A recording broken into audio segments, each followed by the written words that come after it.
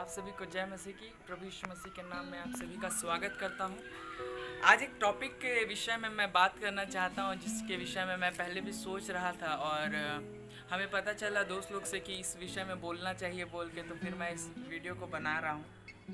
और ये वीडियो जब आपके पास आएगी तो प्लीज़ आप सोचिएगा कि आप जो सुन रहे हैं वो कैसा वचन है और आप किस यीशु की सुन रहे हैं। क्या बाइबल की यीशु की या फिर वो यीशु की जो लोग सिर्फ बताते हैं पर असलियत में यीशु मसीह वैसे हैं नहीं। जब हम पढ़ते हैं यूहन्ना 6 का 60 तब हमको वहाँ पे मिलता है, इसलिए उसके चेलों में से बहुतों ने यह सुनकर कहा कि यह बात नागवार है, इसे कौन सुन सकता है।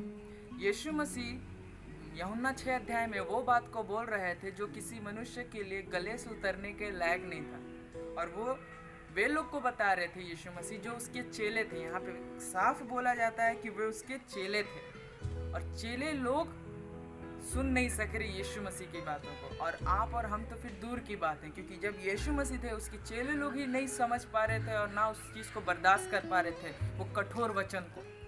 तब हम जब पढ़ते हैं आगे में 61 में, यीशु ने अपने मन में यह जानकर कि मेरे चेले आपस में इस बात पर कुड़कुड़ाते हैं, उनसे पूछा, क्या इस बात से तुम्हें ठोकर लगती है। और जब हम 63 पढ़ेंगे, आत्मा तो जीवनदायक है, शरीर से कुछ लाभ नहीं, जो बातें मैंने तुमसे कही है वे आत्मा और जीवन भी है।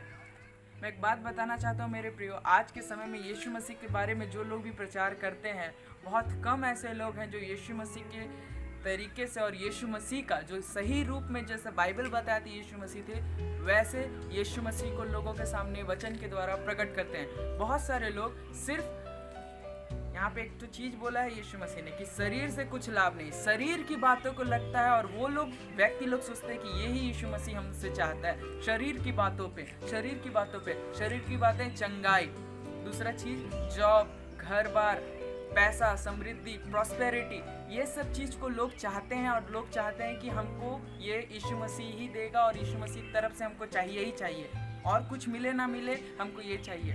मेरे प्रियो, यीशु मसीह के सामने शैतान ये सब टेम्पटेशन रख रहा था।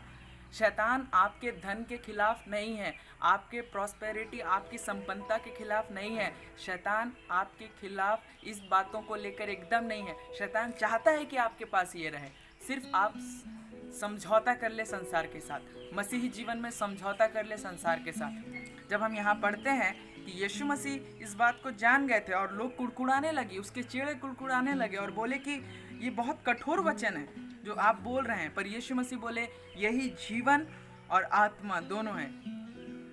यीशु मसीह के उस कठोर वचन में आत्मा और जीवन दोनों की बातें हैं। मेरे प्रिय, आप कैसे वचन को सुन रहे हैं? आप जो वचन सुन रहे हैं वो कैसा वचन है? क्या वो जस्ट इसलिए है कि आप आनंदित हो, आपकी शरीर की अभिलाषा खुश हो, या फिर आप इसलिए सुन रहे हैं, या फिर आप कुछ भी मसीह के कार्य इसलिए कर रहे हैं ताकि आप मसीह में बढ़ पाएं? और बढ़ने वाला वचन काटता है पहले। बाइबल यिर्मयाह में बोलती है कि परमेश्वर पहले तोड़ता है, काटता है, नष्ट करता है, ढाता है, फिर उसके बाद उठाता है। हम मसीहों का बढ़ना पहले तोड़ने से होगा। मसीह हमारे अंदर जो भी गलत बात है, जो भी गढ़ सब है शैतान के, वो सब चीज़ को तोड़ेगा, उसके बाद अपनी सामर्थ से नई सृष्टि बनाएगा, हमें नया करेगा। जब हम यहाँ पे पढ़ते हैं 66 में, यूहन्ना 6 का 66 में, यहाँ 6 का 66 पढ़ते हैं, वहाँ पे लिखा है, इस पर उसके चेलों में से बहुत तेरे उल्टे फिर गए और उसके बाद उसके साथ न चले।